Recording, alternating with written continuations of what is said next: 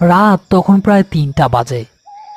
বাড়ি ফেরার সময় করিম রতনকে বলল, শোন রতন, জি ভাইজান, বলেন। আজকে যা দেখছস সব বুইলা যা, আর সোজা বাড়ি যাবি, পিছে ফিরে তাকাবি না। যদি বেশি ডর লাগে তাইলে আজ রাতটা আমার বাড়িতে থাইকা যা। না ভাইজান, ঠিক আছে, আপনিও সাবধানে যায়েন, কাল সকালে দেখা হইব। জব্বার ভাই, আপনিও একটু দেখে শুনে থাকেন। হ করিম, তুমি চিন্তা করো না, আল্লাহ ভরসা।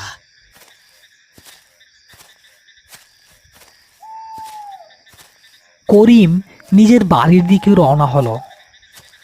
গোরস্থান থেকে তার বাড়ি খুব বেশি দূরে নয়। শরীরটা ক্লান্তিতে ভেঙে আসলেও চোখের ঘুম উধাও হয়ে গেছে। কবরের ভেতর পানি ওঠার দৃশ্যটা তার মাথা থেকে কিছুতেই যেন নামছে না। ভাবতে ভাবতে কখন যে বাড়িতে পৌঁছে গেছে সে খেয়ালই করেনি।